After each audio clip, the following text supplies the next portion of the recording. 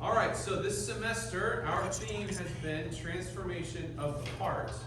And here at our community nights, we've been unpacking this theme to see what it means for you and for me. In part one, I want to do a little bit of recap. In part one, we answered the question, what does transformation mean? And transformation means becoming like Jesus, for Jesus, because of Jesus. It's this collision with Christ, if you remember that metaphor, that sparks this metamorphosis in your life. And it's significant for us because Jesus lived this perfect life, and his perfect life serves as substitution for our imperfections. And when we had this talk, we looked at Titus chapter 3, right, verses 1 through 8, and we had this really cool flow chart, and the projector's broken, so we don't have it right now. But if you guys remember, we had the flow chart. It was really helpful. As we read Titus chapter 3, we saw that we're told to emphasize God's grace and his mercy because that's how he saves and renews us. And this led us to the question of why God would do that for us. Why he would give us grace and mercy. And the answer is that we would live and grow. And see, Jesus offers the opportunity to change your life to look like his perfect life. That's why Hebrews 11 calls Jesus the author and the perfecter of our faith. So that's part one. In part two, we ask the question then, how does transformation happen? And it happens by opening your heart to Jesus. It's actually really simple. By opening your heart to Jesus. We're talking about confession, which is being honest with God. And repentance, which is turning away from what got you in that mess in the first place. Your sin, right? And we learned that you can't clean the inside by cleaning the outside. You guys remember this with the jars? If you want real transformation in your life, you need to open your heart to Jesus, and he will clean the parts of you that you think can never change. So, when we open ourselves to Jesus, we can actually experience that transformation. Tonight, in part 3, now that we know what transformation is and how it happens, we're asking the question, how does transformation last? How does it last? And I think this is really relevant because maybe you've had an encounter with Christ, maybe you've had an experience in your life where there's been something that's happened, right? Like, you can't deny it. This was a moment that I had with Jesus. That God was speaking into my life. He showed up in a very relevant way. But then, maybe that night or the next day, that's out of your mind. Right? You already forgot about it. How many times have maybe you've been at a church service or a retreat or at an Ignite or something like that, and God convicts you? Right? Maybe you have a conversation, you're like, whoa, that feels like a higher power orchestrated that moment. Like, that was exactly what I needed to hear. But then you go home, or you're in your room at night by yourself, and you're on your phone, and you forget all about it. Right? The next week, it's all out of your mind. And so tonight we're asking this question, how does transformation last? Because if we're honest, we need to understand that encountering God is not just a one-time thing. Transformation is not just a one-time moment. It's a lifelong process. See, transformation lasts by remaining in God's love. Transformation lasts by remaining in God's love, because this is the context in which he transforms us. We need to understand, when we talk about this, we're going to read John chapter 15 tonight, and there's going to be the temptation to think that God wants to control you. That God is somehow narcissistic, and it's on page 508 if you're using the Bibles on the table. That God is somehow narcissistic, and he wants to control your life like you're some sort of machine he's going to operate. You need to understand that you were made for a relationship with God. Not just to be like arbitrarily used by him when he feels like it. You were made for a relationship to know the living God and for him to know you, for you to experience being known by him. And so, as we look at the text for tonight in John 15, this is a moment towards the end of Jesus' life, just before he's going to be arrested and killed. And he knows this moment is coming. And what's fascinating is that before John 15, I think it's John chapter 12, maybe chapter 13, there's this moment where Jesus, he's having the Last Supper with the disciples, and he does this really surprising thing. He gets up from the table, he wraps a towel around him, and he washes the disciples' feet. This is such an odd, backwards moment, because they're saying, Lord, they're saying things in this moment like, Lord, no, like, we should be washing your feet. You should not be washing our feet. And Jesus does this, and he points out to them, you call me Lord and teacher, and you're right about that. You're right about who you say I am. Now understand that your Lord and teacher is washing your feet. That Jesus came, Matthew 20 tells us, to serve and not to be served. That's God's disposition towards you, is that he loves you and he wants a relationship with you, not just to control you for his own little purposes.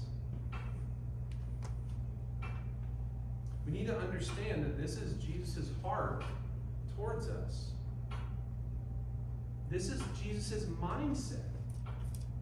And on the night that he's betrayed, that he knows he's going to die, with this mindset, he says these words to his followers. It's in John chapter 15, it's page 508, in your Bibles there at the table. We're going to read verses 5 through 8. So John 15, verses 5 through 8, it says this. I am the vine, you are the branches. If you remain in me and I in you, you will bear much fruit. Apart from me, you can do nothing. If you do not remain in me, you are like a branch that is thrown away and withers. Such branches are picked up, thrown into the fire, and burned. If you remain in me, and my words remain in you, ask whatever you wish, and it will be done for you. This is to my Father's glory, that you bear much fruit, showing yourselves to be my disciples. I love this picture that Jesus gives us. He makes it so clear what it looks like to live a transformed life. You remain in him. There it is. This word remain in Greek, it's menu. And it means to remain or abide, as some translations might say, or to endure. It's this word that communicates a long, enduring relationship, where I'm going to stick with it. This is where you're meant to be. It's like being a branch attached to a tree. That's exactly where you're supposed to be if you're a branch. And if you're a human being, exactly where you're supposed to be is in God's love. Exactly where you're supposed to be is in relationship with God. That's what you were made for. And this is not a one-time encounter. It's a sustained relationship. Can you imagine, like, if you guys know how to graft plants? I bet Megan does. Yeah, we got a botanist here in the house. So, full disclosure, I kill plants. And I rarely eat them, but I do not have a green thumb. So, however, there's this thing called grafting, right? Where you take a branch and you cut off a branch on a living tree, and then you graft and you somehow connect this new branch onto this one, right? Are we tracking? Does this make sense? No, what do you know, Megan? You don't know nothing about plants, all right? So, anyways, that's a joke. So, when you if you know what grafting is, Google it, because obviously I'm doing a terrible job explaining it. So, but when you do that, right, can you imagine trying to connect a branch onto a tree just by tapping it? No, that doesn't make any sense, right? Oh, let me just one time tap this branch, and oh man, it didn't stick. Well, how about that? No, if you're going to graft a branch onto a tree, you have to get it there, and you have to connect it with wires and stuff. I'm guessing. And you have to have some apparatus, right, to keep a sustained connection. Right? If this thing is going to grow into the tree and bear fruit and be all that it was meant to be, there needs to be a sustained connection. And that's what Jesus is talking about. You want transformation in your life. How does it last?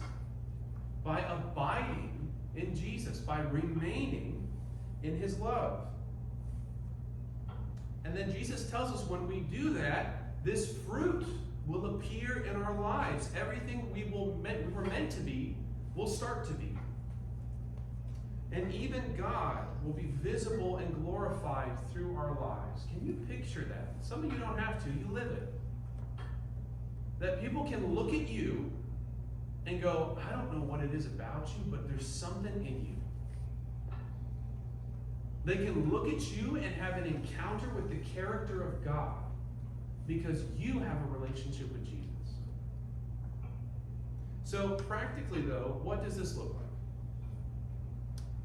Well, thankfully Jesus tells us right here in John 15. So we'll keep reading, and it's a bit of a chunk. We're going to read verses 9 through 17, and then we're going to talk a little bit about it. So verses 9 through 17 in John 15. Here we go.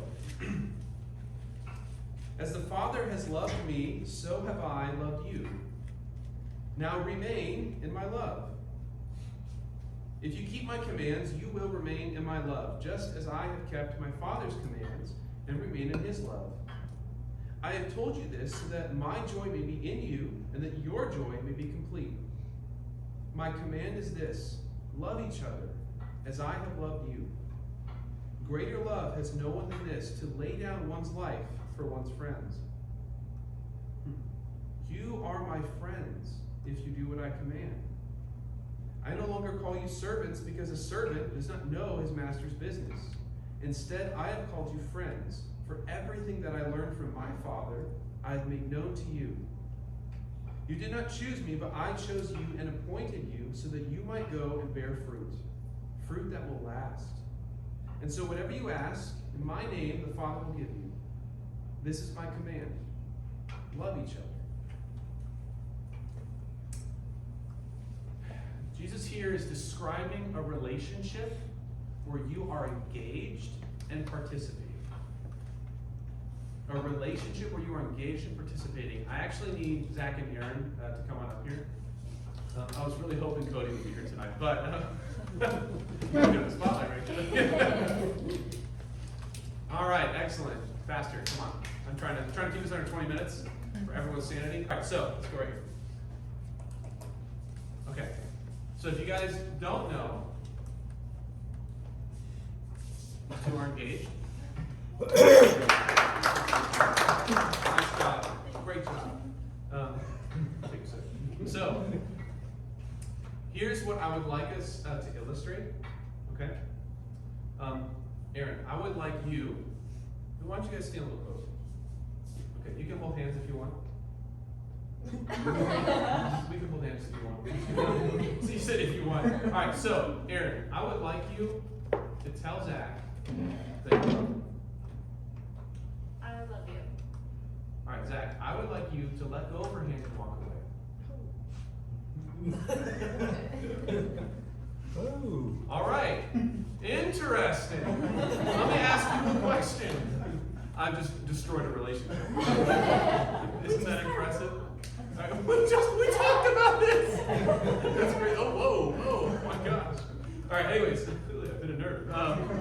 That was a joke, don't worry. So, clearly, this does not spell success for the relationship, right? Because there was zero reciprocation, right? That's not a relationship. That's Zach hearing what Aaron has to say, and then going, thanks, but no thanks. Right? How can you have a relationship if that's how Zach treats Aaron? Can you? No. Tighten up, dude. So I'm just kidding. You guys gotta see things.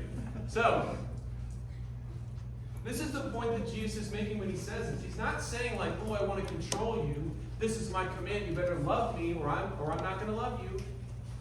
He's saying if you want a relationship, you need to understand these boundaries. If you want a relationship, you need to be connected to me.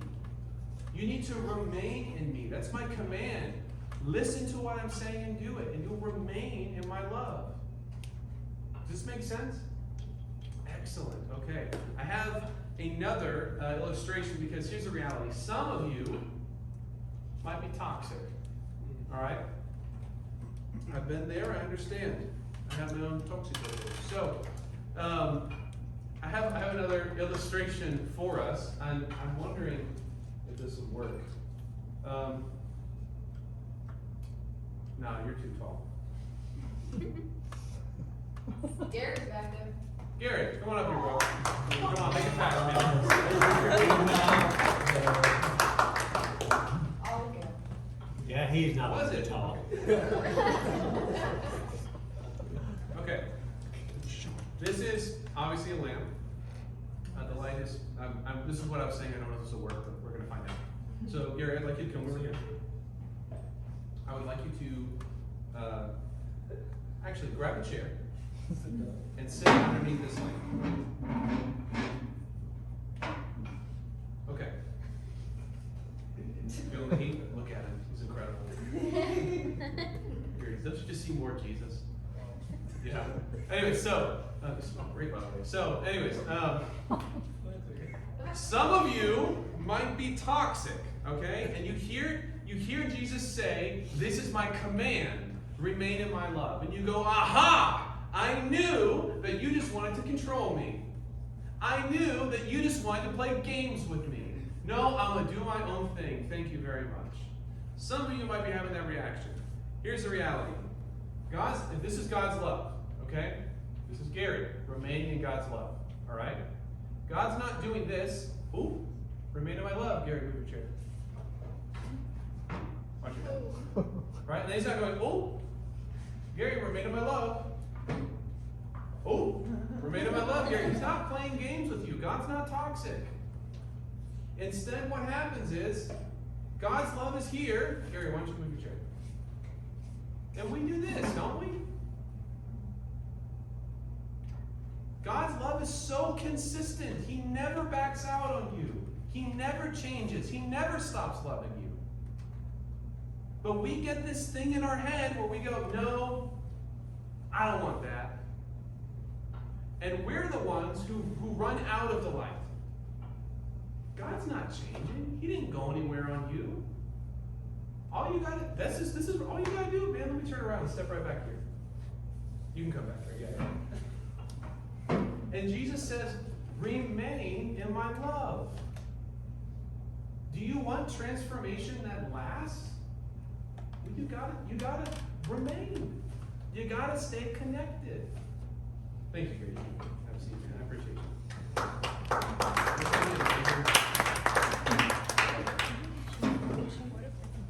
See, here's the thing.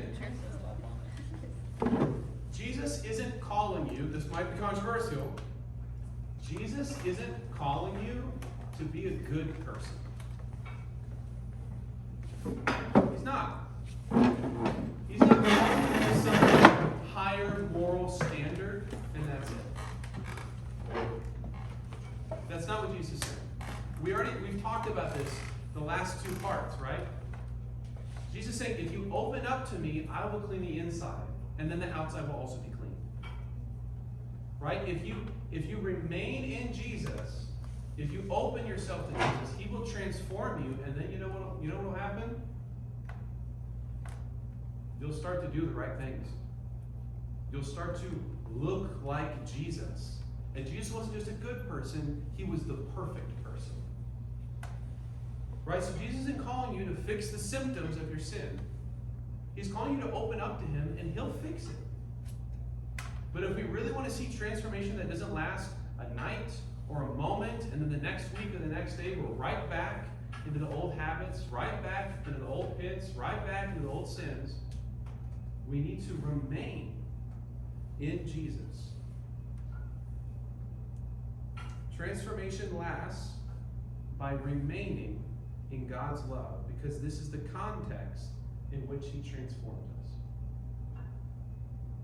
So we've got a few discussion questions that we can talk about.